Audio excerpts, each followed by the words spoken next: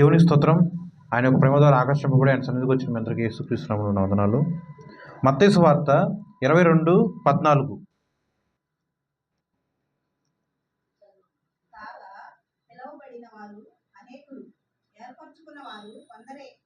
పిలువబడిన వారు అనేకులు, ఏర్పరచబడిన వారు కొందరే. చిన్న ప్రేయర్ చేసుకుని వాక్యం చూసుకుందాం. స్తోత్రం నాయన, మహాగుణుడా, మహోన్నతుడా, గడ్డి ప్రకతో సైతం నువ్వు మాట్లాడించగలిగిన సమర్థవంతుడు ప్రభువా. గాడిదకు వాక్కునిచ్చి ఉన్నావు, నాకు జ్ఞాపకం చేసుకో ప్రభు. గాడిద కన్నా హీనంగా ఉన్నానయ్యా, గడ్డి ప్రక్క కన్నా హీనంగా ఉన్నావు ప్రభువా. నీ ధర్మశాస్త్రమునందు నిగూఢమైన రహస్యములు నువ్వే మా అందరితో తేటతెల్లగా మాట్లాడమని, గ్రహించే ఆత్మ, వినగలిగిన చెవులు ప్రతి ఒక్కరికి నువ్వే అనుగ్రహింపజేయమని యేసుక్రీస్తు నామమున ప్రార్థన చేయుచున్నాను తండ్రి, ఆమేన్. మత్తయి సువార్త 22:14 యేసుక్రీస్తు స్వయముగా మాట్లాడుతున్న మాట ఇది. ప్రభువారు మాట్లాడుతున్న మాట. పిలువబడిన వారు అనేకులు, ఏర్పరచబడిన వారు కొందరే. కొందరే. ఇది ఒక ఉపమానముగా దేవుడు మాట్లాడి ఉన్నాడు. ఆ ఉపమానం ఏంటంటే ఈ 22:1 నుంచి మనం చదివినట్లయితే ఆ ఉపమానం మొత్తం చాలా స్పష్టంగా చక్కగా ఉంటుంది.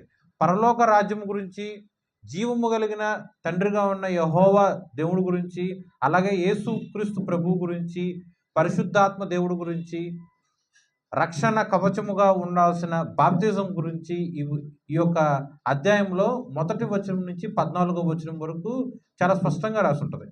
1 నుంచి 13 వచనాలు మనం చూసినట్లయితే దానికి సమ్మరీగా చెప్పాలంటే 14వ వచనం. 1 నుంచి 13 వచనాలేమో స్టోరీ లాగా ఉంటుంది. 14వ వచనం మాత్రం సమ్మరీ. ఆ సమ్మరీయే పిలువబడిన వారు అనేకులు, ఏర్పరచబడ్డ వారు మాత్రం కొందరే. దేవుడు చాలా సూటిగా స్పష్టంగా మాట్లాడుతున్నారు. ఎంతోమందిని, కోట్లలో జనం ఉన్నారేమో, వారందరూ పిలువబడిన వారు, కానీ ఏర్పరచబడ్డ వారు మాత్రమే కొందరు. ఎందుకు అలా? మనుషుల్ని దేవుడు అలా విభజించి చెప్పి ఉన్నాడు. మనుషులందరూ పిలువబడిన వారు, కానీ పిలువబడిన వారందరూ మాత్రం ఏర్పరచబడ్డవారు కాదు. వాళ్ళలో చాలా కొద్ది మంది మాత్రమే. ఉదాహరణకి క్లుప్తంగా చెప్పాలంటే, ఇప్పుడు ఆదివారాల రోజు, పునరుద్ధాన దినం రోజు ఆరాధన జరుగుతూ ఉంటాయి. సంవత్సరాల తరబడి ఆరాధనకి, అంటే ఆదివారం రోజు చర్చికి వచ్చే వాళ్ళందరూ ఉంటారు. కానీ వచ్చిన వాళ్ళందరూ బాప్తిజం తీసుకుంటున్నారా? తీసుకోరు. దేవుడి యొక్క రక్షణ కవచముగా ఉన్న బాప్తిజం, అలాగే దేవుడి యొక్క పరిశుద్ధమైన రక్తము, పాప క్షమాపణ కోసం చిందింపబడ్డ దేవుడి యొక్క రక్తము అను ఆ యొక్క కవచము ఆ యొక్క మనుషులు ధరించుచున్నారా? లేరు. చర్చిలో ఉంటాం, వాక్యం వింటాం. విన్న వాక్యం ఒక చెవిలో విని ఒక చెవిలో వదిలేసే వాళ్ళు ఎక్కువ మంది. ఆ వాక్యము, విన్న వాక్యాన్ని హృదయంలో భద్రం చేసుకొని వాక్యానుసారంగా ప్రవర్తించేవారు కొందరే. వాక్యం అందరూ వింటారు, అనేకులు వింటారు. విన్న వాక్యాన్ని హృదయంలో భద్రం చేసుకునేవారు కొందరే. చర్చికి అనేక మంది, దేవుడి యొక్క మందిరానికి అనేక మంది వస్తారు, కానీ బాప్తిజం తీసుకొని వాక్యం కోసం, దేవుడి కోసం నిలబడే వాళ్ళు కొందరే.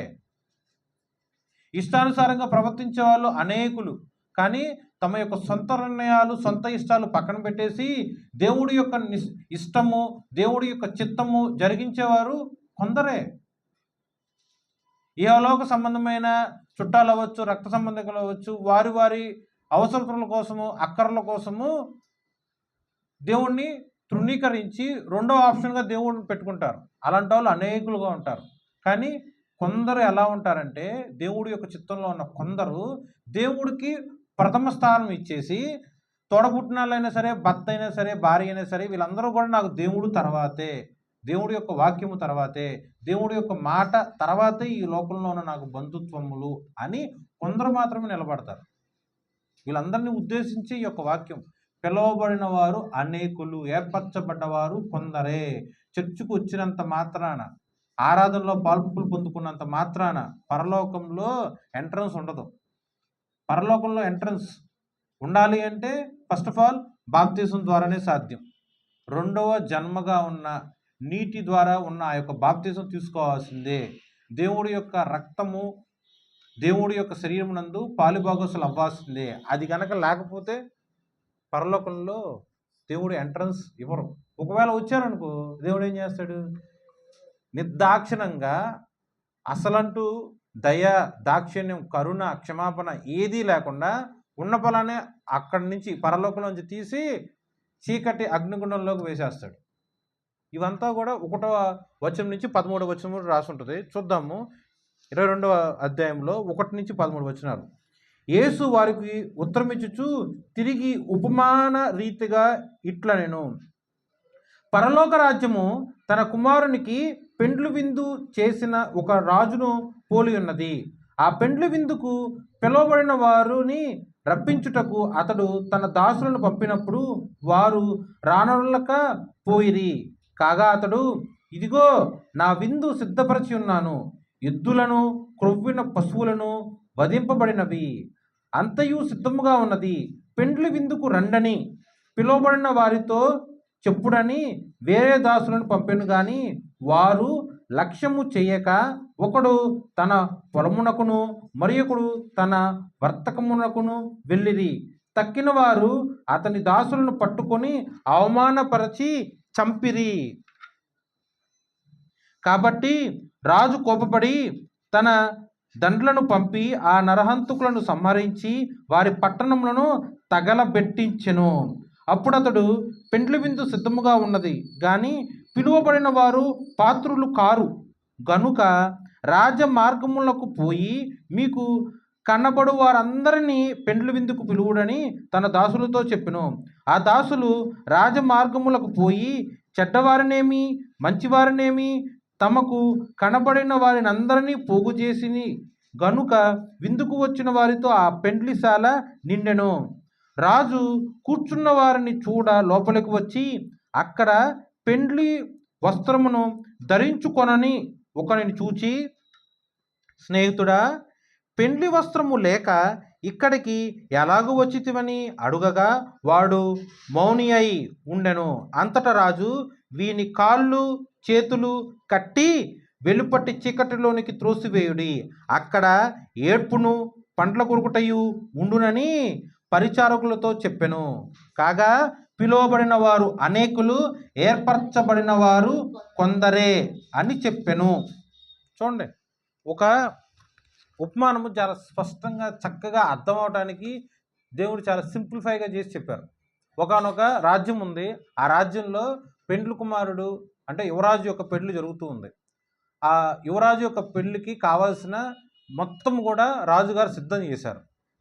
మంచి విందుశాల, అలాగే పెళ్లికి వచ్చిన అతిథుల కోసము మంచి శ్రేష్టమైన ఆహారము, ఎడ్లను పశువులను వధించి రుచికరమైన వంట మొత్తం ఏర్పాటు చేసి రెడీ చేసి పెట్టారు తండ్రి యొక్క రాజుగారు.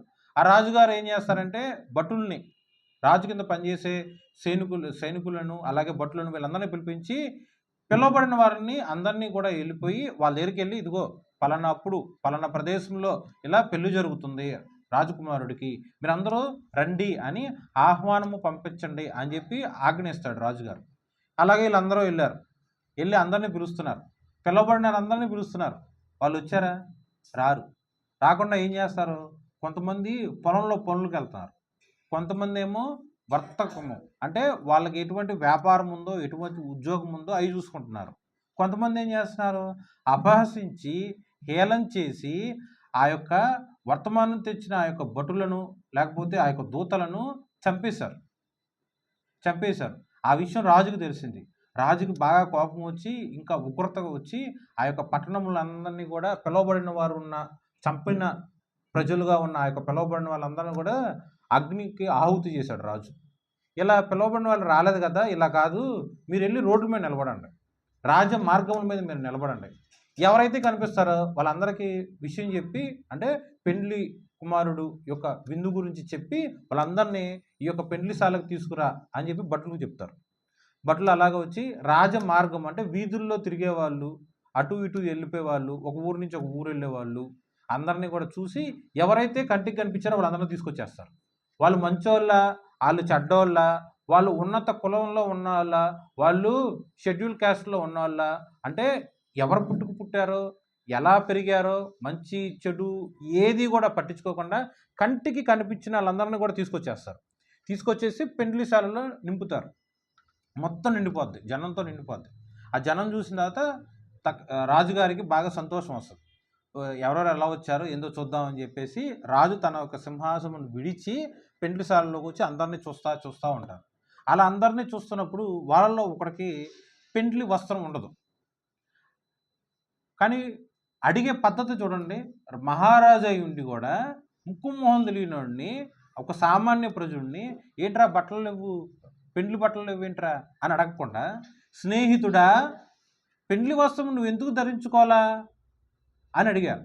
అని అడగంగానే, అయ్యా నేను రోడ్డు మీద వెళ్తున్నాను, ఉన్న పొలాన్ని వీళ్ళు తీసుకొచ్చేసి నన్ను పెండ్లిశాలలో పెట్టారయ్యా, అందుకే కట్టుబట్టలతో వచ్చాను, నా దగ్గర వస్త్రము లేదయ్యా అని సమాధానం చెప్పచ్చు. అంతే కదా, రోడ్డు మీద పోయే వాళ్ళగా తీసుకొచ్చారు. నేను అటు మీ యొక్క రాజ్యం మీద నుంచి పక్క రాజ్యంలోకి వెళ్తున్నా, ఈ ఊరిలోంచి ఇంకో ఊరికి వెళ్తున్నా, అలా మార్గంలో నుంచి వెళ్తూ ఉన్నప్పుడు మీ యొక్క భటులు నన్ను తీసుకొచ్చి ఇక్కడ పెండ్లి విందుకు తీసుకొచ్చారు. సో నా ఒంటి మీద కట్టుబట్టలే ఉంటాయి తప్ప పెండ్లి విందుకు కావాల్సిన బట్టలు నా దగ్గర ఎందుకు ఉంటాయి అని సమాధానం చెప్పలా. కానీ మౌనంగా ఉన్నాడు. పోనీ అలా సమాధానం చెప్పొచ్చా?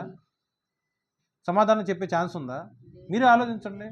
రోడ్డు మీద వెళ్తున్నాం, అక్కడే ఫంక్షన్ హాల్ జరిగింది, ఎమ్మటే ఆహ్వానించారు. మనకు ఫంక్షన్ అని తెలిస్తే ముస్తాబాయ్ వెళ్తారు. ఓకే, ఫంక్షన్ అని తెలిస్తే పట్టు చీరలు అవ్వచ్చు, లేకపోతే పంచ్ అవ్వచ్చు, చక్కగా ముస్తాబాయ్ కట్టుకొని వెళ్తారు. ఫంక్షన్ అని తెలియదు, దైనందిక జీవితంలో వేసుకునే నైట్ డ్రెస్ అవ్వచ్చు, లేకపోతే ఇంట్లో ఉండే మామూలు బట్టలు వేసుకొని ఉన్న పళ్ళని తీసుకుపోయారు. అప్పుడు మన ఒంటి మీద ఏముంటాయి? సాధారణమైన బట్టలే ఉంటాయి. పట్టు చీరలు పట్టు బట్టలు ఉండవు కదా, సాధారణమైన బట్టలే ఉంటాయి. మరి నాకు తెలియదు, అటు వెళ్ళాను, వాళ్ళని పిలిచి ఉన్న పళ్ళని తీసుకుపోయారు.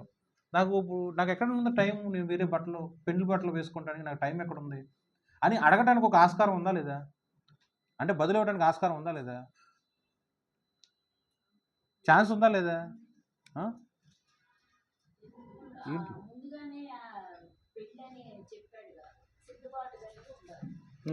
భటులు ఇలా పెండ్లి అని చెప్పారు కాబట్టి సిద్ధపాటుగా, వాళ్ళు ఊరు కాని ఊరు, భాష కాని భాష, దేశం కాని దేశంలో మార్గస్థులుగా వెళ్ళిపోతున్నప్పుడు వాళ్ళ ఇల్లు అక్కడ ఉండొచ్చు, ఉండకపోవచ్చు.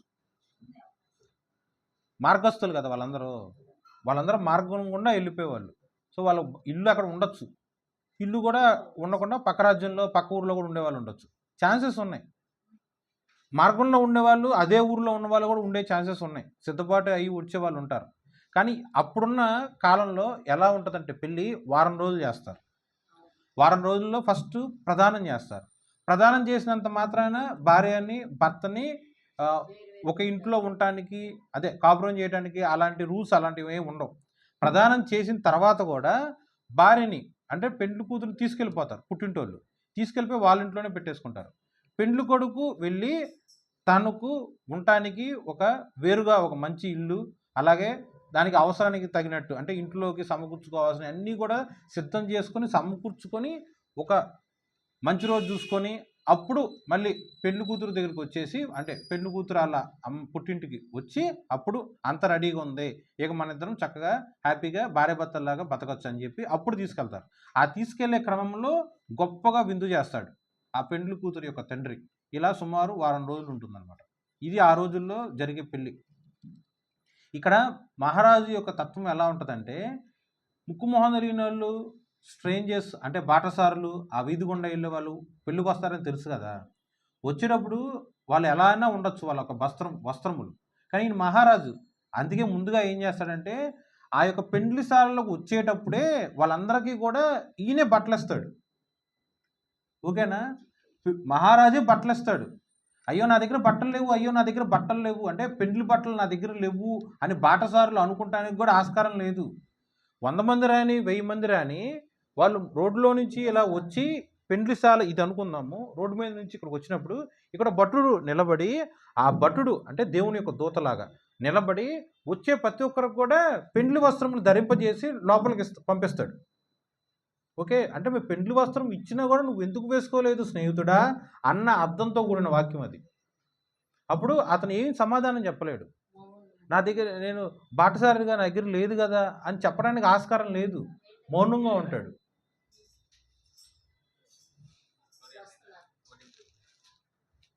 $1004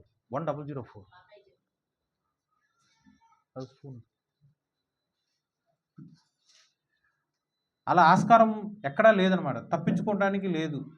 అతను లోపలికి వచ్చినప్పుడు భటుడు పెండ్లి వస్త్రం ఇచ్చి ఉన్నాడు, కానీ అతను తీసుకోవాలా. అలా మహారాజు అడిగినప్పుడు మీరు ఇచ్చినా నేను తీసుకోలేదయ్యా అని చెప్పడానికి ఎక్కడ కుదరలేదుగా, సైలెంట్ అయిపోయాడు, మౌనంగా ఉన్నాడు. అంటే తప్పించుకుంటానికి కూడా అతని దగ్గర సమాధానం లేదు. అంటే అతను తప్పు చేసినాడు. మౌనంగా ఉన్నాడంటే అర్థం ఏంటి? తప్పు చేసినట్టేగా. ఆ వస్త్రములు ఉండాల్సిన అర్హత యోగ్యత కలిగిన ఆ యొక్క వస్త్రములు అతను ధరించుకోవాలి. మౌనంగా ఉండేసరికి మహారాజు ఆజ్ఞిస్తాడు. అర్జెంటుగా అతని యొక్క కాళ్ళు చేతులు కట్టేసి వెలుపలకి బయటికి తీసుకుపోయి అగ్నిగుండంలో ఈ యొక్క చీకటి రాజ్యంలో వేసేయండి, అక్కడ ఏడుపులు పండ్లు కొరకటం మాత్రమే ఉంటుంది అని మహారాజు చెప్తారు. ఓకే, ఇదంతా కూడా పరలోక రాజ్యానికి సూచనముగా ఉపమానముగా ఉంటుంది. పరలోక రాజ్యం కూడా అంతే. తండ్రి పాత్రలో మహారాజు పాత్రలో ఉంది యెహోవా దేవుడు, పెండ్లి కుమారుడు పాత్రలో ఉంది సాక్షాత్తు నజరేయుడైన యేసుక్రీస్తు ప్రభు. ఆయన పెండ్లి అంటే వధువు సంఘముతో ఆయన పెండ్లి చేసుకునే యొక్క గొప్ప రోజు. ఆ యొక్క రోజు ఎలా ఉంటుందంటే ఆనందముతో, ఆర్భాటముతో, గొప్ప జయధ్వనులతో, సంతోషంతో గొప్పగా ఉంటుంది.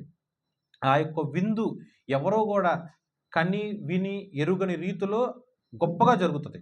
ఆ యొక్క విందు జరగటానికి యెహోవా మన దేవుడు అన్నీ చక్కగా సమకూరుస్తాడు. అది భోజనశాలలో ఉన్న విందు అవ్వచ్చు, ఆర్భాటములు అవ్వచ్చు, ప్రతి ఒక్కటి చక్కగా ఏర్పాటు చేస్తాడు. ఏర్పాటు చేసినప్పుడు దేవుడి యొక్క పెండ్లి అంటే చర్చ్లో వధువు సంఘాన్ని యేసుక్రీస్తు ప్రభు వివాహం చేసుకుంటున్నాడు. అంటే ఫస్ట్ ప్రయారిటీ ఎవరికి ఉంటుంది? సంఘస్థులకు ఉంటుంది. ఆ సంఘస్థులందరినీ పిలుస్తాడు. ఇదిగో పలానా రోజు ఇలా పెళ్ళి, ఎత్తబడే ఒక రోజు, ఎత్తబడే ఒక సంఘంలో పెళ్లి జరుగుతుంది, సంఘస్థులు కూడా మీరందరూ ఈ యొక్క పెళ్ళికి రండి రండి అని చెప్పి దేవుని యొక్క దూతల ద్వారా ఆహ్వానం వస్తుంది.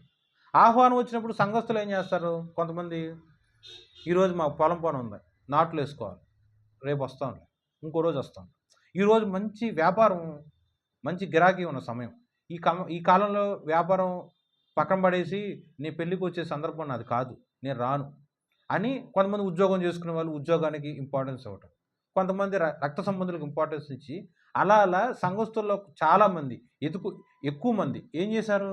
వాళ్ళ యొక్క సొంత అవసరములు, సొంత పనులు, సొంత వ్యాపారము, సొంత ఉద్యోగము, సొంత సంపాదన, సొంత ఆర్థిక వనరులు, సొంత చుట్టాలు, తోడబుట్టినాళ్ళు, వీళ్ళందరికీ ప్రయారిటీ ఇంపార్టెన్స్ ఇచ్చేసి వధువు సంఘంతో వివాహం అవుతున్న దేవుడి యొక్క ఆ యొక్క పెళ్ళికి అటెండ్ అవ్వాల, రాల. మళ్ళీ కొంతమంది ఏం చేశారు? శుభలేఖ ఇవ్వడానికి, ఆహ్వాన పత్రిక ఇవ్వడానికి వచ్చిన దేవుని యొక్క దూతలుగా ఉన్న దేవుని బిడ్డలను అవమానపరిచి హేళన చేసి చంపేశారు. ఇది దేనికి సూచన అంటే అరణ్యములో ఎలుగుతూ చెప్పు క్రీస్తు శబ్దముగా నేనున్నాను అని బాప్తిజం ఇచ్చి యోహాను దేవుడి యొక్క రాజ్యం గురించి ప్రకటిస్తూ ఉన్నప్పుడు హోరేబు రాజు ఏం చేస్తాడు? శిరచ్ఛేదన చేస్తాడు.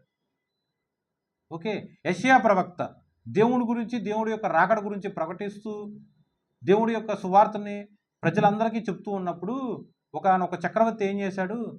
యెషయా ప్రవక్తని తలకిందులుగా చేసి రంపం పెట్టి కోసేసి చంపేస్తాడు రెండుగా. అలాగే అపోస్తులుగా ఉన్న 12 మంది శిష్యులను కూడా హతసాక్షులుగా చేస్తారు.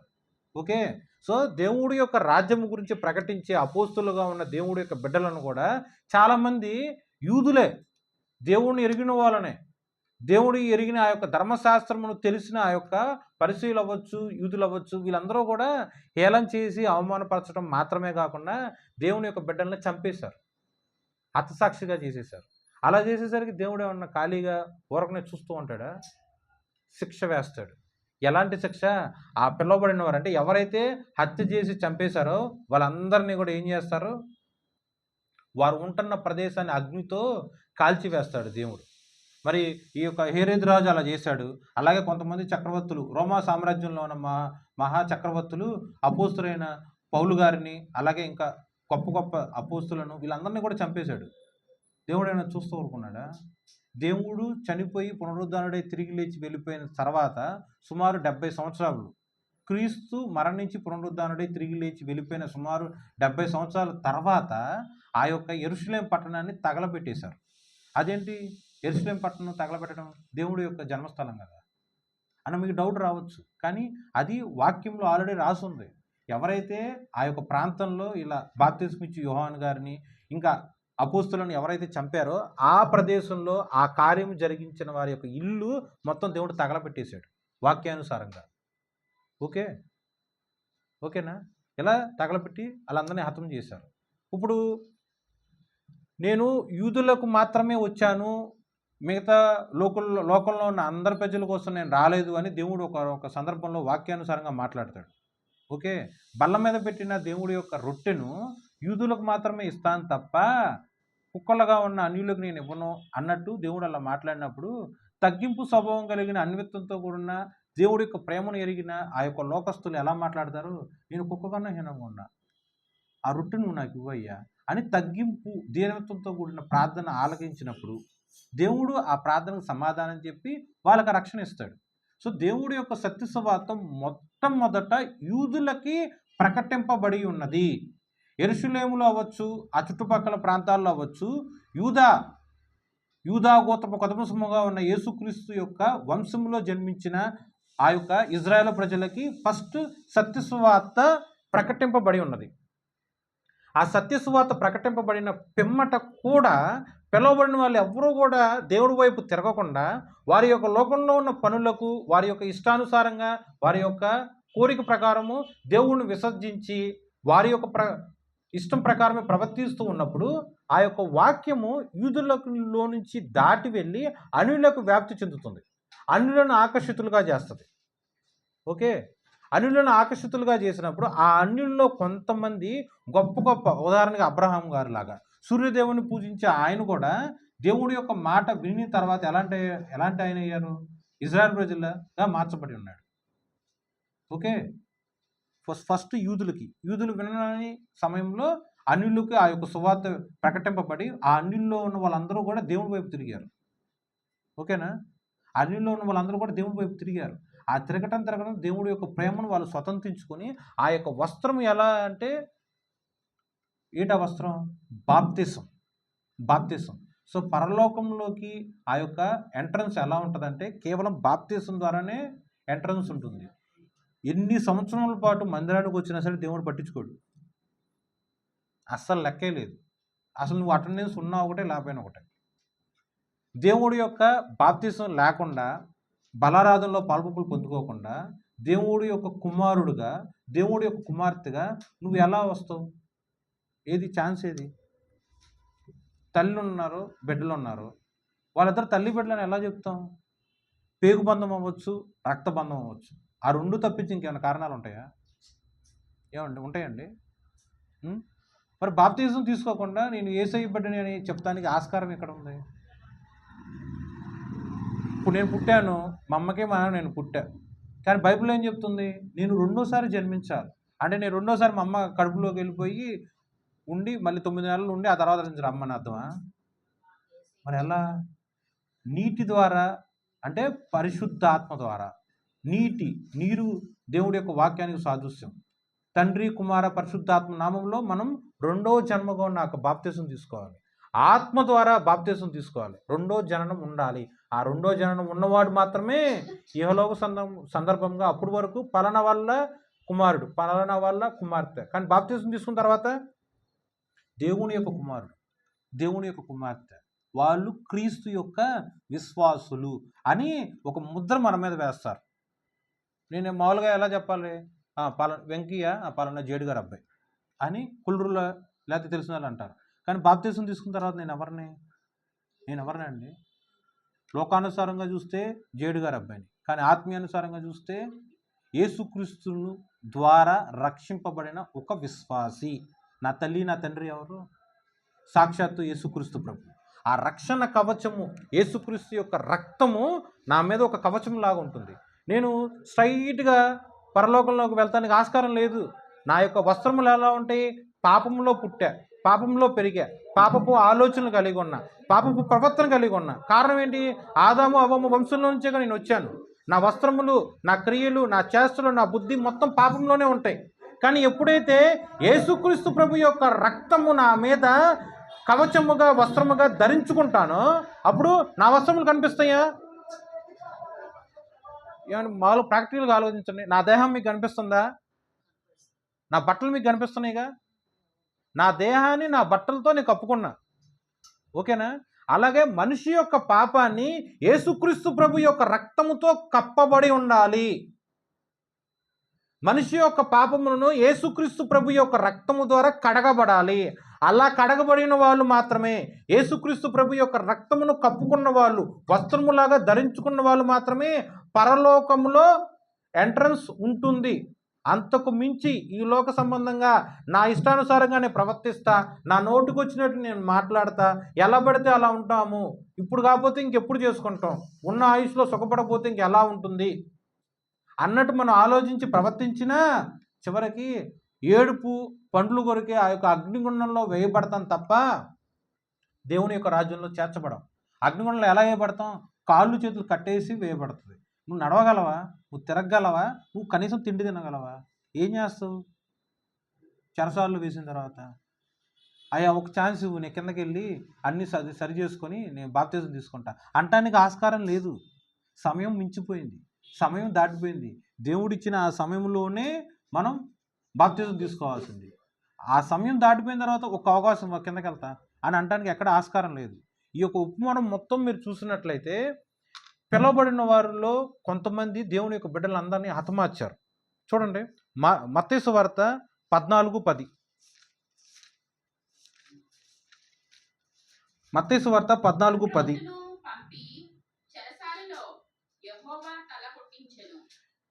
బంట్రోతును పంపి చెరసాలలో బాప్తిస్మిచ్చి యోహాను యొక్క తలను కొట్టించెను, శిరశ్ఛేదన చేపించాడు ఆ యొక్క రాజు.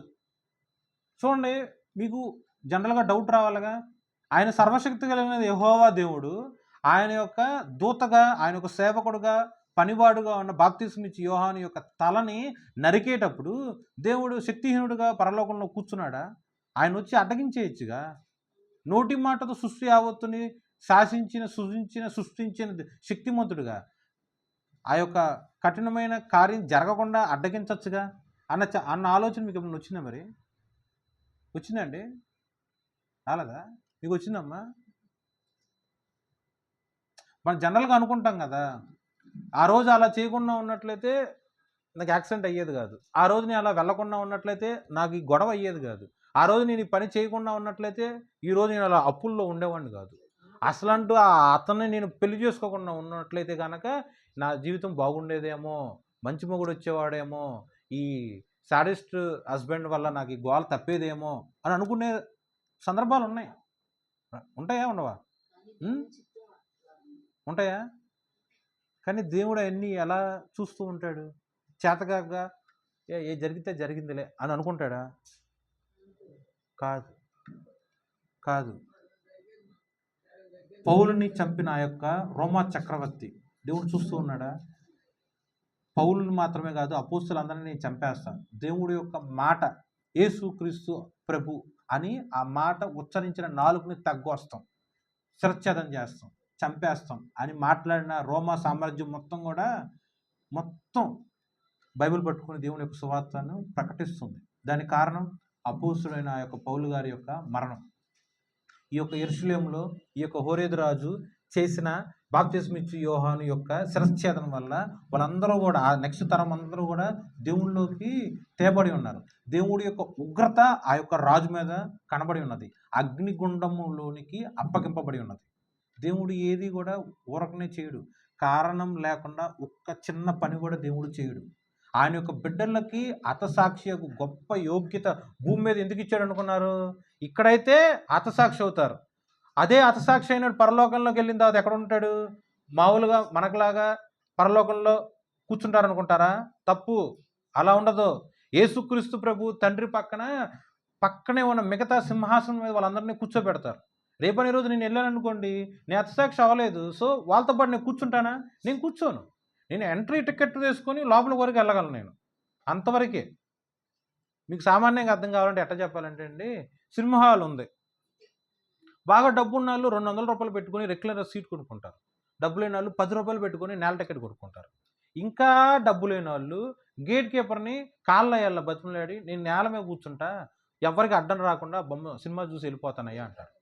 ఇప్పుడు బాల్కనీలో కూర్చునే వాళ్ళకు చూసే సినిమా ఒకటే, బెంచ్లో కూర్చొని చూసే సినిమా ఒకటే, నేల టికెట్లో కూర్చున్న సినిమా ఒకటే. టికెట్ లేకుండా బతిమలాడుకొని దొడ్డిదారిలో కూర్చొని సినిమా చూసినా కూడా ఒకటే. ఇంత రకరకాల మనుషులు ఉన్నారు, రకరకాల డబ్బులు ఖర్చు పెట్టారు, కానీ చూసిన సినిమా మాత్రం ఒకటేగా. పరలోకంలో కూడా అలాగే దేవుడు అక్కడ సింహాసనాసనంలో ఉంటాడు. హతసాక్షి అయిన వాళ్ళందరూ బాల్కనీలో కూర్చున్నట్టు తండ్రి పక్కన, అంటే దేవుడు పక్కన సింహాసనం, వేరే వేరే సింహాసనం మీద కూర్చుంటారు. 12 సింహాసనములు, ఇటు 12 సింహాసనములు, వాళ్ళలో కూర్చుంటారు హతసాక్షులు. ఏ కార్యం చేయకుండా దొడ్డిదారులు, అంటే చనిపోయే ముందు లేకపోతే ఎటువంటి మహిమ కార్యములు చేయకుండా బాప్తిజం తీసుకొచ్చిన వాళ్ళు పరలోకంలో ఎంట్రన్స్ అవుతారు. కానీ వాళ్ళ కుర్చీలు ఉండవు, సింహాసనాలు ఉండవు, నేల మీద కూర్చుంటాయి. రెండింటి మధ్య డిఫరెన్స్ మీరు చూడండి. ఇక్కడైతే మహా అయితే 70 ఏళ్ళు 80 ఏళ్ళు బతుకుతారేమో, అక్కడ ఆయుష్ లేదు. ఎన్ని తరాలైనా ఎన్ని యుగాలైనా నిరంతరము దేవుణ్ణి స్తుతిస్తూనే ఉంటుంది. అక్కడ మనం అలా కూర్చుని చూస్తూ ఉంటాం. వ్యత్యాసం మీరు చూడండి. దేవుడి యొక్క చిత్తానుసారంగా వాక్యానుసారంగా ప్రవర్తిస్తే అక్కడ మహిమ కిరీటంతో కూడిన సింహాసనం నీకు దేవుడు స్వాస్థ్యముగా ఇస్తాడు. అలా ఏమీ చేయకుండా నాకు నచ్చినట్టే ఉంటా అనుకున్నప్పుడు, అసలు బాప్తిజం తీసుకొని కూడా నాకు నచ్చినట్టే నేను ఉంటానంటే ఎంట్రన్స్ ఉండదు. ఎక్కడ వేస్తారు దేవుడు నిన్ను? అగ్నిగుండంలో వేస్తారు. ఇప్పుడు ఈ యొక్క పిలువబడిన వారిలో అనేకులు ఎలా చేశారో, లోకానుసారంగా వాళ్ళకున్న పనుల ప్రకారం వాళ్ళు వెళ్ళిపోయారు. అలాగే కొంతమందిని దేవుడి యొక్క పిలుపుకి ఎవరైతే అందించారో ఆ యొక్క దూతలందరినీ చంపారు. అలా చంపడం వల్ల దేవుడికి కోపం రగులుకొని, మత్తయి సువార్త 22:5 వారు లక్ష్యము చేయక ఒకడు తన పొలమునకు మరి ఒకడు తన వర్తకమునకు వెళ్ళిరి.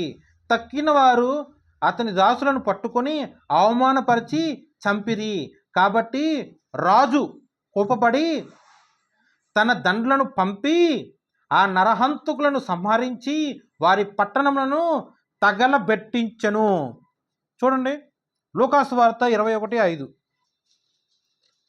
లూకాసు వార్త 21:5.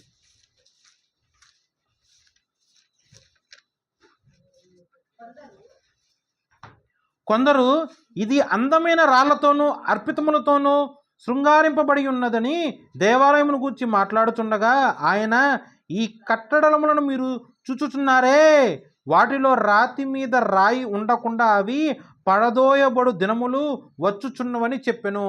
ఆ యొక్క హోరేదు రాజు బాప్తిజమిచ్చి యోహాన్ని చంపేశారు. రోమా పట్టణంలో ఆ యొక్క గ్లాడియేటర్ లాంటి గొప్ప గొప్ప కళాఖండములు ఉన్న ప్రదేశాలు ఎన్నో ఉన్నాయి. రాయి మీద రాయి కట్టి ఎంతో అందముగా, చమత్కారముగా, వైవిధ్యముగా కట్టబడిన పట్టణములు చాలా ఉండి అందరూ కూడా చూసి మెచ్చుకొని ఆశ్చర్యపోతున్నారు. ప్రపంచంలో పలానా వింత వింత వింత అని. కానీ దేవుడేం మాట్లాడుతున్నాడండి? మీరు చూసేయన్నీ ఒకానొక రోజు కూల్చివేయబడతాయి, కాల్చివేయబడతాయి, అగ్నికి ఆహుతి అవ్వబడతాయి. దానికి కారణము మీరందరూ కూడా దేవుడి యొక్క ఉగ్రతలోనికి వచ్చి దేవుడి యొక్క ఆజ్ఞను తిరస్కరించి ఉన్నారు అని దేవుడు ముందుగానే హెచ్చరిక వేస్తున్నాడు. ఆ హెచ్చరికకు భయపడి మనం పిలువబడేవారులాగా, హేళన చేసేవారులాగా ఉండకుండా దేవుడి యొక్క పిలుపుకు లోబడి ఆ విందుకు మనం రావటానికి ఉత్సాహం చూపించాలి, ఇష్టం చూపించాలి. నీ పని చేసుకుంటావు, పొలం పని, ఇంటి పని, వంట పని, ఏమంటే ఇవన్నీ చేయకూడదని నేను అంటల్లా. ఇవి చెయ్యాలి, ఇవి చేస్తేనే మనం బతుకుతాం. కానీ దేవుడి యొక్క పిలుపు ఉన్నప్పుడు ఏది ప్రయారిటీ ఇవ్వాలి? దేవుడి యొక్క పిలుపుకే ప్రయారిటీ ఇవ్వాలి. మొదటి స్థానం ఎవరికి ఇస్తాం? ఇప్పుడు ఒక ఆడపిల్ల ఉంటుంది, పెళ్ళికి అవ్వలేదు, యవనస్తురాల్లో ఉంది. అందరికన్నా ఎవరు ఎక్కువ ఇష్టం అమ్మ అంటే అమ్మ పేరు నాన్న పేరు చెప్తారు. పెళ్ళైన తర్వాత కూడా అమ్మ నాన్న పేరు చెబుతారా? ఎవరి పేరు చెబుతారు? భర్త పేరు లేదా పిల్లల పేరు చెప్తారు. కానీ విశ్వాసికి ఫస్ట్ ఎవరి పేరు చెప్తారు? ఒక విశ్వాసికి తల్లి లేదు, తండ్రి లేడు, భార్య లేదు, భర్త లేదు, పిల్లలు లేదు. ఫస్ట్ ప్రయారిటీ దేవుడు. దేవుడికి మించిన ఆస్తి లేదు, దేవుడికి మించిన బంధం లేదు, దేవుడికి మించిన రక్షణ లేదు, దేవుడికి మించిన సంతృప్తి లేదు, దేవుడికి మించిన సంతోషము లేదు, దేవుడికి మించినది ఈ ప్రపంచంలో ఆ యొక్క విశ్వాసికి ఏదీ లేదు.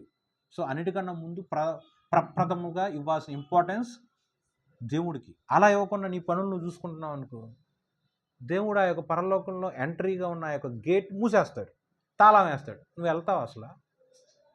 బాబు నేను అర్జెంటుగా ఆ పని చేసుకుని వచ్చా, ఒకసారి లేట్ అయింది, క్షమించి డోర్ తీవా అంటే, నువ్వెవరో నాకు తెలియదు పో అని దేవుడు నిర్దాక్షిణంగా గద్దించి మరి అక్కడి నుంచి పంపించేస్తాడు. ఓకే, చూడండి ఉపధ్య 1:15.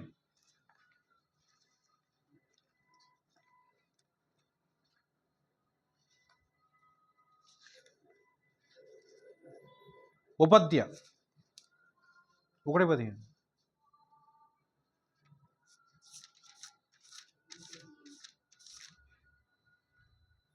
ఇండెక్స్ తీసన్నా చూసుకోండి అండి, నాకు తెలియదు ఎక్కడ.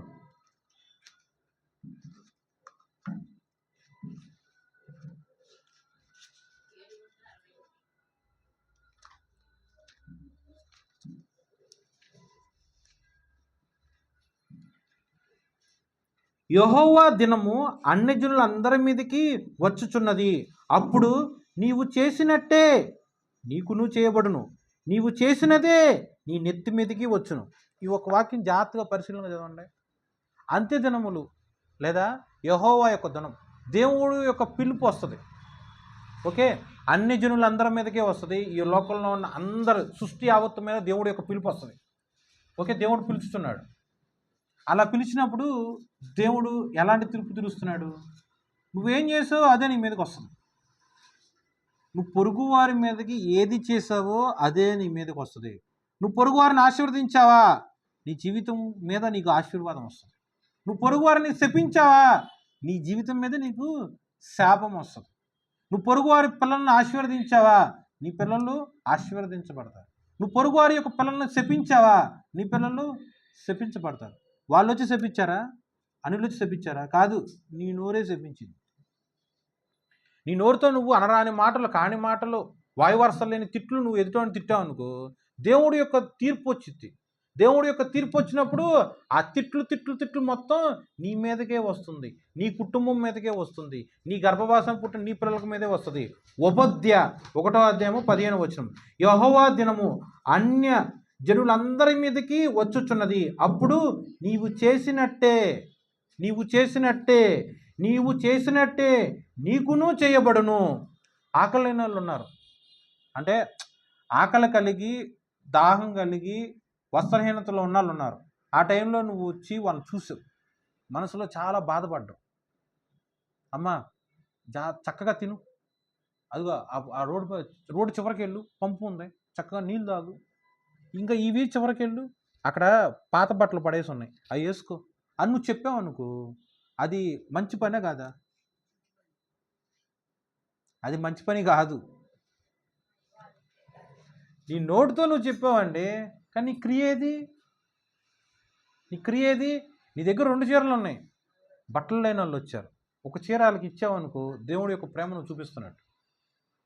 నువ్వు అన్నం తింటున్నావు, ఆకలితో ఎవడో అడుక్కునే వాళ్ళు లేని వాళ్ళు వచ్చారు, నీకున్న పట్టుడు అన్నంలో ఒక ముద్ద వాళ్ళకి పెట్టావు. నువ్వు అప్పుడు ఆ ముద్ద పెట్టింది ఎవరికో తెలుసా? అడుక్కునే వాళ్ళకి కాదు, సాక్షాత్తు యేసుక్రీస్తు ప్రభువుకి. ఆయన చూస్తూ ఖాళీగా ఉంటాడా? చలి కాసుకుంటున్నారు అంటే, చలికి వణికిపోతున్నారు ఆ ముసలోళ్ళు. పలానా చోటుకి వెళ్ళు, ఆడ మురుగుగొడ్లు ఉన్నాయి వేసుకో అంటే దేవుడు చూస్తూ అనుకుంటాడా? నీకు ఉన్న దాంట్లో నీకు పావలా ఉంటే నీకు ఏది తింటే అదే. నువ్వు పచ్చడి తింటున్నావా, ఆ పచ్చడి అన్నంలోనే ఓ ముద్ద లేని వాళ్ళకి పెట్టాలి. నీకు కాఫీ టీ లేకపోతే కూల్ డ్రింక్స్ ఇవి కాదు, గుక్కడి నీళ్ళండి, గుక్కడి నీళ్ళు దాహంతో ఉన్న వాళ్ళకి ఇవ్వాలి. గుక్కడి నీళ్ళే. దేవుడు ఏమైనా అడిగాడు ఇంకేమన్నా? నువ్వు అలా ఏం చేసావో అదే నీ మీదకి వస్తుంది. ఆ టైంలో నువ్వు ఎదుటడికి సహాయం చేసినా, వాడి యొక్క ఆకలి తీర్చినా, వాడి యొక్క దాహం తీర్చినా, వాడి యొక్క వస్త్రహీనతను నువ్వు తీర్చినా, రేపనే రోజు పరలోకంలో దేవుడు నీకు అంతకంతకి మహిమ కిరీటం నీకు ఇస్తాడు. నువ్వు అవన్నీ చేయకుండా అలా ఉండు, ఎలా ఉండు, అలా ఉండని ఒట్టి మాటలు, క్రియలు లేని మాటలు నువ్వు ప్రవర్తిస్తూ ఉన్నావు అనుకో, దానికి తగిన విధంగానే నువ్వు పరలోకానికి వెళ్ళినా అక్కడ దేవుడు దానికి తగినట్టు నీ మీదకి తీర్పు తీరుస్తాడు. నీవు చేసినట్టే నీకును చేయబడును, నీవు చేసినదే నీ నెత్తి మీదకి వచ్చును. ఈ వాక్యం జాగ్రత్తగా పరిశీలనగా చదువుకోండి. నీవు చేసినదే నీ నెత్తి మీదకి వచ్చును. మన యొక్క భారత సంస్కృతంలో ఏదో జరగరాని ఏదో హఠాత్తుగా ఏదో జరిగిందండి. జనరల్గా అప్పుడు ఆడవాళ్ళు ఏం చేస్తారు? ఇలా నెత్తి నోరు కొట్టుకొని తను వారు శపించుకుంటారు. నా మీదకి వచ్చింది, నా నెత్తి మీదకి వచ్చింది, అది ఇది అనుకుంటారు.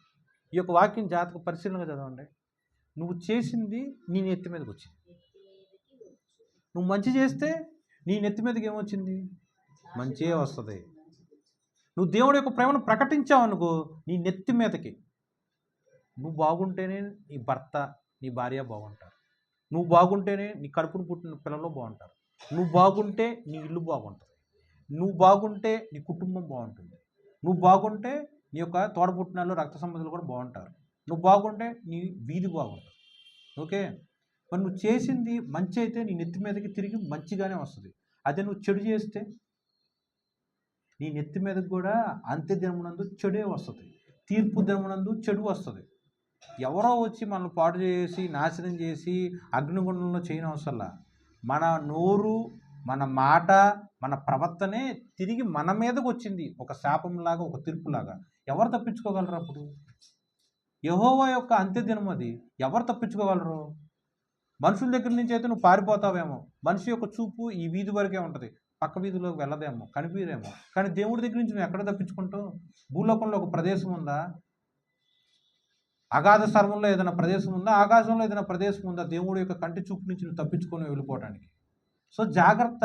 నువ్వు మాట్లాడే ప్రతి మాట, నువ్వు చేసే ప్రతి పని, నువ్వు నువ్వు కనపరిచిన ప్రతి క్రియ, అది మంచి అయితే తిరిగి నీ మీదకే చక్కగా వస్తుంది. అది చెడైతే నీ నాశనానికి, నీ యొక్క శాపానికి, అగ్నికి ఆహుతయ్యేటట్టు నీ మీదకే వస్తుంది.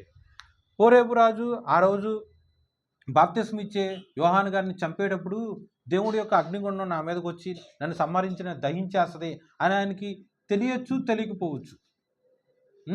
కానీ బాప్తిస్మం ఇచ్చే యోహాను మాత్రం దేవుడి యొక్క సత్యసువార్త ప్రకటిస్తున్నాడని మాత్రం తెలిసే చేశాడు.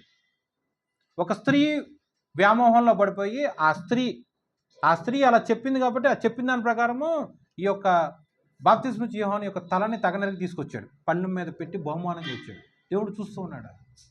దేవుడు తీర్పు తీర్చినప్పుడు చేసిన ఆ యొక్క దుష్కార్యానికి తగినట్టే దేవుడు ప్రతిఫలం ఇచ్చాడుగా, కాల్చివేశాడుగా. ఎంత బాగా కాల్చివేశాడు! తను మాత్రమే కాకుండా ఆ యొక్క పాపంలో పాలుగుంపులు పొందుకున్న వాళ్ళు, తన యొక్క ఇల్లు, తన సంపాదన, తన ఆరోగ్యం, తన ప్రాణం మొత్తం ఏమైపోయినాయి? తగలబడిపోయినాయి. తప్పించుకునే ఛాన్స్ ఉందా దేవుడి దగ్గర నుంచి? జాగ్రత్త. నువ్వేం చేస్తావో నీ మీదకి అదే వస్తుంది, నీ నెత్తి మీదకి వస్తుంది. కాబట్టి దేవుడి యొక్క భయము కలిగి నీ నాలుక జాగ్రత్తగా మాట్లాడు. దేవుడి యొక్క భయము కలిగి నీ చేతి పనులు జాగ్రత్తగా చూసుకో. ఏదన్నా అటు ఇటుగా వాక్యానుసారంగా ప్రవర్తించి వ్యతిరేకించావా, ఎవరో శత్రువు కాదు, నీకెవరు శత్రువు? నీ నాలుగే నీకు శత్రువు. నీ పాపమే నీ నెత్తి మీదకి వచ్చి నిలబడింది. ఎక్కడికి తీసి భూమి వరకు అణిచివేస్తుంది, కాల్చివేసి దహించేస్తుంది. చాలా జాగ్రత్తగా ఉండండి. వాక్యము దేవుడు హెచ్చరిస్తూ చెప్తున్నాడు, నీవు చేసినట్టే నీకును చేయబడును, నీవు చేసినదే నీ మీదకి వచ్చును. మీకు అప్పుడు డౌట్ రావాలి కదా, అయ్యో దేవుడు క్షమాపణ కలిగినవాడు, దేవుడు కృప కలిగినవాడు, దేవుడు క్షమించాడు కదా, దేవుడు ఏంది ఇలా చేయటం? ప్రతిదానికి సమయం ఉంది. రండి, వాక్యం వినండి, రక్షణలోకి రండి, దేవుడి యొక్క ప్రేమను గ్రహించండి అని దేవుడు బతిమలాడి బతిమలాడి బతిమలాడి చెప్తూనే ఉన్నాడు. విననొల్లక మంద చెవులు కలిగి నీ ఇష్టానుసారంగా బ్రతికి తీర్పు దినం వచ్చినప్పుడు దేవుడు యొక్క క్షమాపణ రాదు. తీర్పు దినం వచ్చినప్పుడు నిశ్చయముగా తీర్పు మాత్రమే వస్తుంది, కృప అప్పుడు నీ పక్షాన ఉండదు. కృప దినమునప్పుడు కృప మాత్రమే ఉంటుంది, తీర్పు రాదు. నువ్వు కృపాకాలంలో ఉన్నప్పుడే దేవుడి యొక్క క్షమాపణని, ప్రేమను నువ్వు అర్థం చేసుకొని దేవుడి వైపు రా. ఒక చిన్న ఉదాహరణ అండి, చాలా చిన్న ఉదాహరణ. లూకాసు వార్త 10:42. దేవుడు ఒక ఇంటికి వచ్చాడు. దేవుడు ఒక ఇంటికి వచ్చినప్పుడు ఆ ఇంట్లో ఉన్న అక్కా చెల్లెళ్ళు బాగా సంతోషపడ్డారు, తెగ సంతోషపడ్డారు. ఇద్దరు తెగ సంతోషపడిపోయి దేవుడికి కావాల్సిన అన్నీ కూడా సమకూరుస్తూ ఉన్నారు. దేవుడు ఏం చేస్తాడు? దేవుడు, ఆయన పేరేంటి? వాక్యము శరీరధారిగా ఉన్నాడు. సో దేవుడు కూర్చొని పరలోకము గురించి, తండ్రి గురించి, తండ్రి యొక్క ప్రేమ గురించి, రక్షణ గురించి, దేవుని యొక్క సత్య వాక్యము గురించి ప్రకటిస్తూ బోధిస్తూ ఉన్నాడు. అలా బోధిస్తూ ఉన్నప్పుడు ఆ ఇంటికి యజమానురాలుగా ఉన్న ఆ ఇద్దరు అక్క చెల్లెళ్ళు ఏం చేయాలి?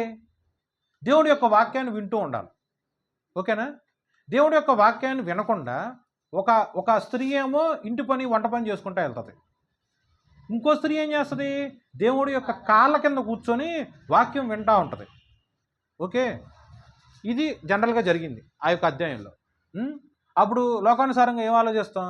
ఇంటికి చుట్టాలు వచ్చారు, లేకపోతే గొప్ప గొప్ప అధికారంలో ఉన్న మంచి పరపత్తి కలిగిన వాళ్ళు వచ్చారు. అలాంటప్పుడు ఒక స్త్రీ వంట చేస్తుంది. మరి గెస్టులు వచ్చినప్పుడు వంట చేయడం మంచిదేగా, దాంట్లో తప్పే ఉంది. మరి వంట పని ఇంటి పని తప్పించుకొని పారిపోయి ఇంటికి చేయాల్సిన పని చేయకుండా తప్పించుకొని వెళ్ళిపోయి చక్కగా ఓ మూల కూర్చొని వాక్యం వింటుంది. అది కరెక్ట్ కాదు కదా అన్న డౌట్ మీకు ఎప్పుడు వచ్చిందా? రాదా? కాదండి, మీ ఇంటికి గెస్టులు వచ్చారు, మధ్యాహ్న కాల సమయం, అది వాళ్ళు భోజనం చేయాలి. వాళ్ళకి నువ్వు భోజనం పెట్టట్లా, భోజనం పెట్టకుండా వాళ్ళ పక్కనే కూర్చొని కబుర్లు చెబుతా అన్నావు. వాళ్ళకి ఆకలేసింది. అప్పుడు నువ్వు వంట చేయకుండా కూర్చుంటే అప్పుడు నువ్వు ఇంటికి వచ్చిన బంధువుల్ని లేకపోతే ఆ యొక్క అతిథులను నువ్వు అవమానపరిచినట్టేగా. వాళ్ళ ఆకలికి నువ్వేగా కారణం అవుతావు. మరి అప్పుడు మార్తా చేసింది కరెక్ట్ అవుద్దా తప్పు అవుద్దా? మేరీ చేసింది కరెక్ట్ అవుద్దా తప్పు అవుద్దా? మరి బైబిల్ కూడా చెప్తుంది కదా, దేవుని యొక్క బిడ్డలు ఇంటికి వచ్చినప్పుడు గుక్కుడు వేడి నీళ్ళన్నా గుక్కుడు చన్నీళ్ళన్నా ఇచ్చినప్పుడు ఆ ఫలం వేస్ట్ అవ్వదు అని చెప్పి బైబిల్ చెప్తుంది కదా. మరి మార్తా చేసింది ఎక్కడ తప్పు అవుద్ది? చూడండి, సందర్భాన్ని మాత్రమే మీరు పరిశీలనగా చూడండి. దేవుడు వాక్యం బోధిస్తున్నాడు. ఏంటి సందర్భం? అది కుశల ప్రశ్నలు మాట్లాడుకునే సందర్భం కాదండి. బాగున్నావా అంటే బాగున్నాను అన్నట్టు ఇద్దరు చుట్టాల మధ్య కూర్చుని జరిగిన సంభాషణ కాదది. దేవుడి యొక్క నిత్య రాజ్య స్థాపన గురించి జీవము కలిగిన దేవుడు బోధిస్తూ ప్రకటిస్తూ ఉన్నాడు. వాక్యాన్ని బోధించే సమయంలో వాక్యం మాత్రమే వినాలి.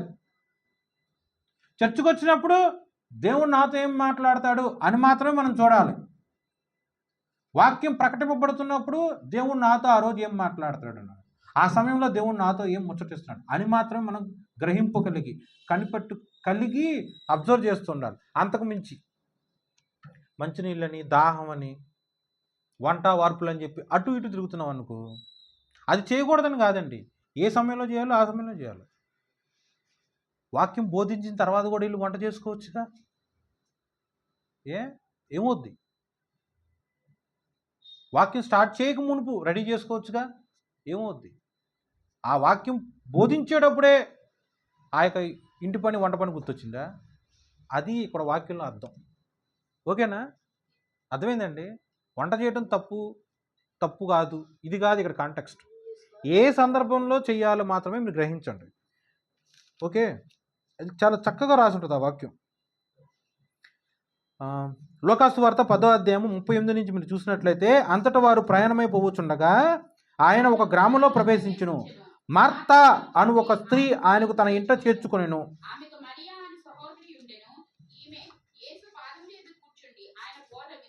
చాలండి, చూడండి, బోధ వినుచుండెను అంటే దేవుడు చేసే పని ఏంటి? ఆ సమయంలో దేవుడు బోధిస్తున్నాడు.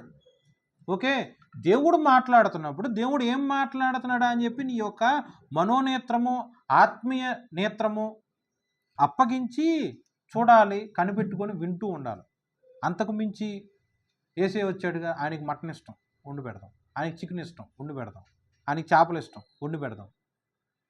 ఏమంటే వండి పెడతాం మంచిదండి, కానీ ఆ బోధ అయిపోయిన తర్వాత ఆ పని చేయాలి. పైపెచ్చు అక్కడ ఎలా జరిగింది చూడండి. యేసయ్య తనంతట తన ఇంట్లోకి వచ్చాడా? రాలా. ఆ మార్గం గుండా వెళ్తున్నప్పుడు మార్తా అను స్త్రీ యేసయ్యను చూసి యేసుక్రీస్తు ప్రభువుని దేవుడని కనుగొని, అయ్యా రాయ్యా, నా ఇంటికి రా, నా హృదయంలోనికి రా, నాకు నువ్వు రక్షణనివ్వు అని చెప్పి దేవుణ్ణి ఆహ్వానించింది. దేవుణ్ణి ఆహ్వానించినప్పుడు ఆ మనసు చూసి దేవుడు చక్కగా ఇంటికి వచ్చాడు. ఓకే, సో ఆ స్త్రీయే దేవుని పిలిచింది. ఇంటికి వచ్చినప్పుడు దేవుడు ఏం మాట్లాడతాడో చూడాలిగా, వినాలగా, కనిపెట్టుకొని ఉండాలిగా. ఓకే, సో అర్థమైందా నేనేం చదువుతున్నాను? ఇంటికి వచ్చిన వాళ్ళకి వంట చేయకూడదని కాదు నా ఉద్దేశం, చేయమని కాదు నా ఉద్దేశం. ఏ సమయంలో ఏది చేయాలి, ఓకే, దేవుడు మాట్లాడేటప్పుడు నువ్వు వినాలి. దేవుడు మాట్లాడేటప్పుడు నువ్వు ప్రార్థన చేస్తావు అనుకో, ఏంటి అర్థం? నువ్వు మాట్లాడబాగానే అర్థం. నేను మాట్లాడుతున్నప్పుడు మీరు వినకుండా, నేను మాట్లాడుతున్నప్పుడు మీరు కూడా మాట్లాడుతూ వెళ్ళారనుకోండి, ఇంకా నేను ఎందుకు వాక్యం చెప్పటం, ఇంకెందుకు నేను మాట్లాడతాం, మీరు మాట్లాడించు. ఏదో అర్థం అవడానికి అలాంటి మాట మాట్లాడుతున్నారు. అర్థమైందండి మీకు? సో దేవుడు మాట్లాడినప్పుడు దేవుడు యొక్క బోధ అలా చెప్తూ ఉన్నప్పుడు ఇంటికి ఆహ్వానించిన ఆ యొక్క మార్తా ఏమో వంట పని చేసుకుంటాం. చాలామంది ఉన్నారు, అందరికీ నేను పలానా ఆహారం ఇవ్వాలి, పలానా అది ఇవ్వాలి, పలానా ఇది ఇవ్వాలని చెప్పి తెగ తొందరపడిపోయి లేనిపోని పనులన్నీ కూడా మీద వేసేసుకొని చాలా బిజీగా ఉంది.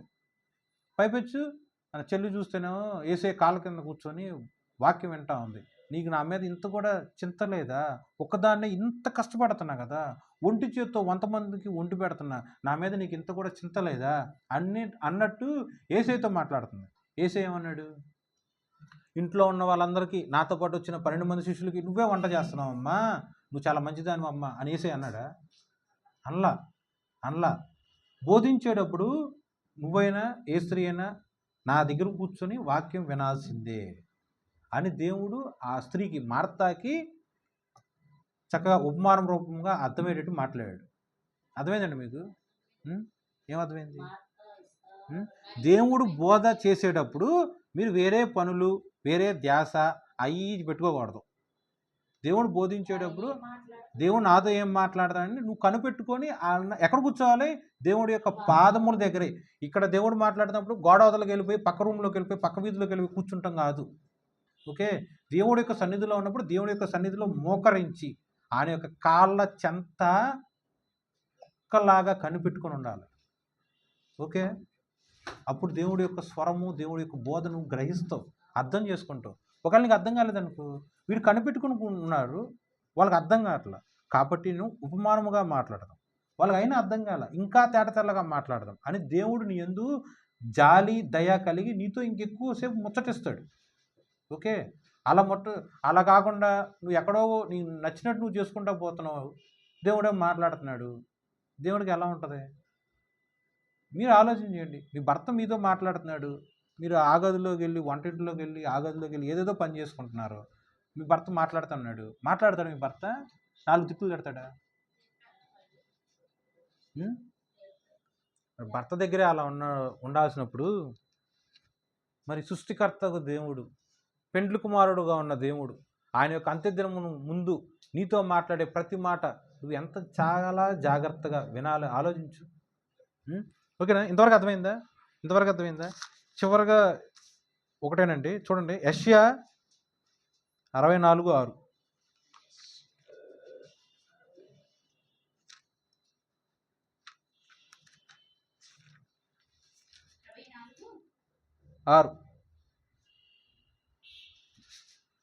మేమందరము అపవిత్రము వంటి వారమైతిమి, మా నీతి క్రియలనియు ఉనికి పుట్టవలే నాయను.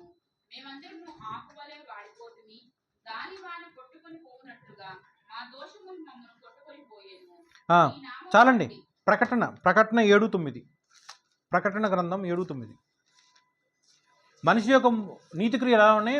మురికి గుడ్డలాగా ఉంది అని గొప్ప ప్రవక్తగా ఉన్న యెషయా గారు మాట్లాడుతున్నారు. అలాగే ప్రకటన గ్రంథము 7:9.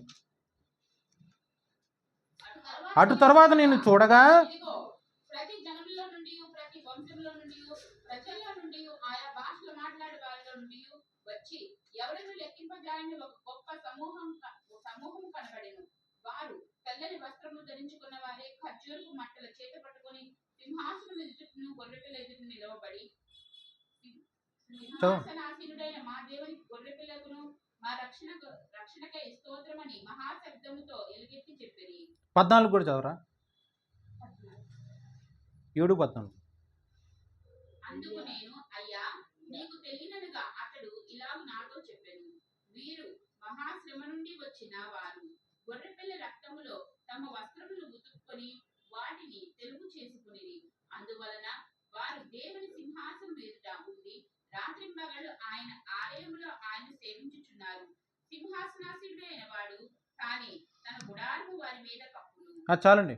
చూడండి, దేవుడి యొక్క సింహాసనము పరలోక రాజ్యంలో మురికి గుడ్డలలాగా ఉన్న నా యొక్క నీతి క్రియలు కనబడతాయా? మన లోకంలో చూసే వాళ్ళందరూ కూడా దాన ధర్మాలు చేస్తే నీతిగా ఉన్నారు, మంచిగా బతికారు, పలానా అనాథలకు ఇంత మంచిగా చేశారు, పలానా వాళ్ళకి వస్త్రహీనతలు ఉన్న వాళ్ళకి ఇలా చేశారని చెప్తారు. ఓకే, అవన్నీ నీతి క్రియలే. కానీ యేసు యొక్క రక్తం లేనప్పుడు అవి ఎలా ఉన్నాయి? మురికి గుడ్డల్లాగానే ఉంటాయి. ఓకే, పుణ్య కార్యక్రమాలు చేసే అని ముఖేష్ అంబానీ లేకపోతే అంబానీ లేకపోతే టాటా ఎవరైనా సరే విగ్రహారాధనలో ఉండి కూడా మనకన్నా కూడా ఎక్కువ కోట్లలో దాన ధర్మాలు చేసే వాళ్ళు ఉన్నారు. ఓకే, వాళ్ళు చేసే కూడా పుణ్య కార్యక్రమాలే, బైబిల్ ప్రకారం వాళ్ళు చేశారు. కానీ వాళ్ళు చేసిన దాంట్లో ఒక వెలుతుంది. ఏంటా వెలుతు? వాళ్ళు క్రీస్తు యొక్క రక్తమును స్వతంత్రించుకొని దాని ద్వారా ఆ పని చేయలే. ఆ పని ఎలా చేశారంటే వారి యొక్క సొంత నైజం ప్రకారం చేశారు. ఓకే, అదే పని నేను చేశాను. కానీ నేను ఎలా చేశాను? నేను దేవుడి యొక్క రక్తంను ఉపయోగించుకొని చేశాను. పరలోకంలోకి వెళ్ళిన తర్వాత నాకు ఏది ఉపయోగపడుతుంది? రక్తం ఉపయోగపడుతుంది. రక్తము ద్వారా ఆ పని చేయాలి. రక్తం లేకుండా ఆ పని చేసినా కూడా దానికి ఉపయోగం ఉండదండి. ఓకే, పని చేయటం ముఖ్యం. ఆ పని రక్తంతో మాత్రమే చేయాలి. ఎలా చేయాలి? గొర్రెపిల్ల అగు యేసుక్రీస్తు ప్రభు యొక్క రక్తములో మన యొక్క వస్త్రములు కడుక్కోవాలి, ఉతుక్కోవాలి. అప్పుడు ఎలా ఉంటాయి అవన్నీ కూడా?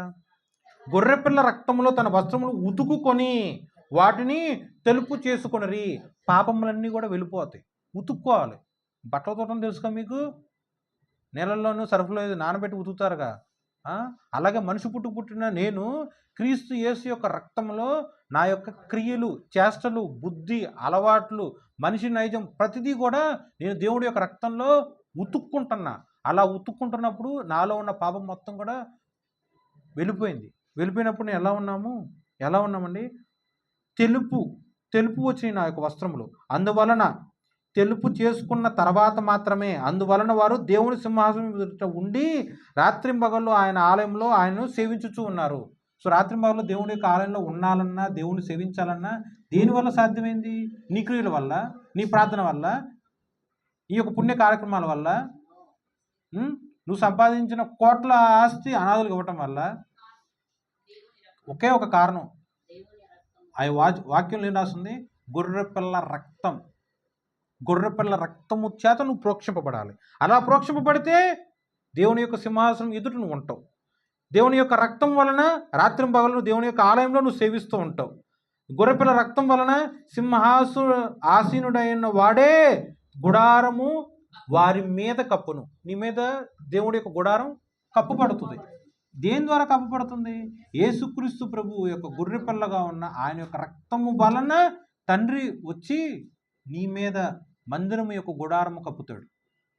చూడండి ఎన్ని ప్రాఫిట్స్ ఉన్నాయి, ఎన్ని లాభాలు ఉన్నాయి. అన్ని లాభాలకి మూలం ఏంటి? ఒక్కటే మూలం, గొర్రెపిల్ల యొక్క రక్తం. ఆ యొక్క విందులో అన్యుడిగా ఉన్నవాడు ప్రవేశించాడు దేవుని యొక్క దూత ద్వారా. ప్రవేశించినప్పుడు వాడు దేవుని యొక్క దూత చెప్పినా కూడా, వాక్యం విన్నా కూడా, వాక్యం తెలుసుకున్నా కూడా ఆ యొక్క వస్త్రములు కప్పుకోకుండా వాడి యొక్క సొంత వస్త్రములతో వచ్చేసాడు. మనిషి యొక్క తీరు ప్రకారం వచ్చేసాడు. తండ్రి చూశాడు, నీకు వస్త్రం ఇచ్చాడు కదా, నువ్వు వేసుకోకుండా ఎలా వచ్చావయ్యా అంటే సమాధానం చెప్పలేడు. ఎందుకంటే తెలిసి చేసిన నేరం, తెలిసి చేసిన నేరం. సమాధానం చెప్పలేక మౌనంగా ఉన్నాడు. సో తెలిసి చేసిన నేరం కాబట్టి దేవుడు శిక్ష వేశాడు. ఎట్లా వేశాడు? కాళ్ళు చేతులు కట్టేసి తీసుకెళ్ళి అగ్నిగుండంలో వేసిపో, చెరసాల్లో పట్టణం వెలుపల పడే అని దేవుడు తీర్పు తీర్చేశాడు. అదే రక్తం కప్పుకొని వచ్చిన వాళ్ళకి ఎలా ఉందో చూసారా? రాత్రింబగళ్ళు దేవుడు ఎదుటే ఉంటారు. రాత్రింబగళ్ళు సింహాసనం ఎదుట కూర్చొని తండ్రిని స్తుతిస్తూ ఉన్నారు. వారి యొక్క వస్త్రములు గొర్రెపిల్ల యొక్క రక్తంలో కడుక్కొని ఉతుకుకొని తెల్లని హిమములాగా మార్చబడ్డారు. దేవుడి యొక్క మందిరము గుడారము ఆ మనిషి మీద సాక్షాత్తు దేవుడే వచ్చి కప్పి ఉన్నాడు. ఎన్ని గొప్ప లాభములు, లక్షణములు నీకు దేవుడు ఉచితంగా ఇచ్చాడు. డబ్బులు పెట్టి కొనుక్కునేదా దేవుడి యొక్క బాప్తిస్మం? ఏమండి, చదువుకుంటానికి ₹1 అంత ఖర్చు పెట్టాలి. ఒక చీర కొనుక్కోవాలి, బట్టలు కొనుక్కోవాలి, డబ్బులు ఖర్చు పెట్టాలి. వైద్యం చేయించుకోవాలి, డబ్బులు ఖర్చు పెట్టాలి. ఓకే, డబ్బులు లేకుండా ఏది ఫ్రీగా రాదు. ఓకే, కానీ రక్షణ ఉచితం. దేవుడు ఉచితంగా నీకు ఇచ్చాడు. ఏమంటే ఫ్రీగా ఇచ్చింది తీసుకోరా? వద్దా? అంటే పాప భారము వల్ల వచ్చే మరణం మాత్రం పాపాన్ని పెట్టి నువ్వు కొనుక్కుంటున్నావు. ఓకే, నీ యొక్క శాపము నీ యొక్క నోటి మాట ద్వారా నువ్వు కొనుక్కుంటున్నావు. నీ యొక్క ఉగ్రత నీ యొక్క నోటి నీ యొక్క క్రియల ద్వారా నువ్వు కొనుక్కుంటున్నావు. కానీ ఉచితముగా ఇచ్చే దేవుడి యొక్క రక్షణ మాత్రం నువ్వు తీసుకో. శాపం కావాలి, అగ్నిగుండంలోకి వెళ్తావు. నీ చేష్టలో నీ క్రియలు పలానా నీ యొక్క సొంత పనులు బట్టి. ఓకే, ఇలా ఉండడానికి మాత్రం ఇష్టం ఉంది. కానీ దేవుడు ఉచితంగా ఇచ్చి బతిమలాడుతున్నాడు. ఇదిగో నా ప్రేమ, నీకు కనిపించలేదా? ఇదిగో నా చేయి చూడు, నీకోసం మేకులతో కొట్టించుకున్నా. నీకు కనిపించలేదా? ఒకసారి నా కాళ్ళు చూడు, 2 కాళ్ళ మీద ఒకే ఒక మేకుతో దిగబెట్టుకొని నీకోసం రక్తము బొట్టు బొట్టుగా కాచా. చూడు, రా, నా యొక్క రక్షణలోనికి రా, నా యొక్క రక్తము అను యొక్క గుడారము అను వస్త్రమును కప్పుకో. దేవుడి యొక్క సింహాసనం ఎదుట నువ్వు నిరంతరము నిలిచి ఉండి తండ్రిని స్తుతిస్తూ కీర్తిస్తూ మయపరుస్తూ ఉంటావు అని దేవుడు నీకు చెప్పినా ఆ యొక్క దేవుడి యొక్క రక్షణ నువ్వు లోకువ చేసుకొని హేళన చేసుకొని ఇప్పుడు కాదులే రేపు చేసుకుందాంలే అని నువ్వు అనుకుంటే గనక రోమా సామ్రాజ్యంలో గొప్ప గొప్ప పట్టణముల సైతం ఎలా అయితే కూల్చవేయబడి ఉన్నాయో, యెరూషలేములో ఉన్న ఆ యొక్క హోరేబు రాజు ఎలా అయితే తన యొక్క సింహాసనాన్ని అధిష్ఠించి గొప్పలు పోయాడో అవన్నీ కూడా ఉన్న పలానే రాత్రికి రాత్రి అగ్నికి ఆహుతైపోయినాయి. రేపటి రోజు నువ్వు కూడా కాళ్ళు చేతులు కట్టివేయబడి అగ్నిగుణంలోకి ఏర్పులు పండ్లు కొరికే ఒక సిచ్యువేషన్లోకి వెళ్తావు. ఏది కావాలి నీకు? ఏది కావాలి నువ్వే ఆలోచన చేసుకో. ఒక చేతిలో కృప దేవుడు నీకు ఇస్తున్నాడు, ఇంకో చేతిలో నుంచి దేవుడు అగ్నిగుండం నీకు చూపిస్తున్నాడు. దేవుడి యొక్క రక్షణలోకి వస్తావా, అగ్నిగుండంలోకి వెళ్తావా? చాయిస్ నీ దగ్గర ఉంది. ఇప్పుడు నువ్వే నిర్ణయం తీసుకో. నువ్వు పిలవబడిన దానివా, ఏర్పరచబడిన దానివా, గుంపులో గోవిందా, అందరిలాగా లోకంలో ఉన్న దానిలాగా నేను వస్తూ ఉంటా, బాప్తిజం తీసుకోను, నాకు నచ్చిందే నేను చేసుకుంటా, మా ఇంట్లో వాళ్ళు ఒప్పుకోరు, మా హస్బెండ్ ఒప్పుకోడు, అలా నేను అనుకుంటాను. అవునండి, మీ హస్బెండ్ లాగానే నీ యొక్క రక్త సముద్రం లాగానే అందరూ కూడా గుంపు కట్టుకొని అగ్నిగుండంలోకి వెళ్ళండి. ఎవరికెవరు వేరుగా ఉండలేరు కదా, అందరూ చక్కగా అక్కడికి వెళ్ళండి. కానీ అలా వెళ్ళటం దేవుడికి ఇష్టం లేదు. దేవుడు ప్రేమ కలిగిన వాడు కాబట్టి బతిమిలాడుతూ దేవుడు మీకు హెచ్చరిస్తూ బుజ్జగిస్తూ లాలిస్తూ చెప్తున్నాడు, నా రక్తం తీసుకో, ఉచితము రక్షణ. నువ్వేమీ రూపాయి ఇవ్వాల్సిన అవసరం లేదు, నువ్వు నాకేమీ గుళ్ళు గోపురాలు కట్టాల్సిన అవసరం లేదు, నువ్వు నాకేమీ కానుకలు ఇవ్వాల్సిన అవసరం లేదు. నీ హృదయంలో నాకు చిన్న స్థానం ఇవ్వు, నీ హృదయంలో నేను నివాసయోగ్యంగా ఉండి నీ జీవితాన్ని మారుస్తా, పాపపు బ్రతుకు కలిగిన నిన్ను పరిశుద్ధతలోకి నేను మారుస్తా, ఒక్క ఛాన్స్ నాకు నువ్వు ఇవ్వు అని దేవుడు నిన్ను బతిమలాడుతున్నాడు, నీకు చెప్తున్నాడు. నువ్వే నిర్ణయం తీసుకో. పిలిచిన వరుసలోను ఉంటావా, ఏర్పరచబడ్డ వరుసలోను ఉంటావా? ఈ వాక్యం దేవుడు ఆశీర్వదించి మన హృదయాల్లో ఫలించును గాక. ఆమేన్.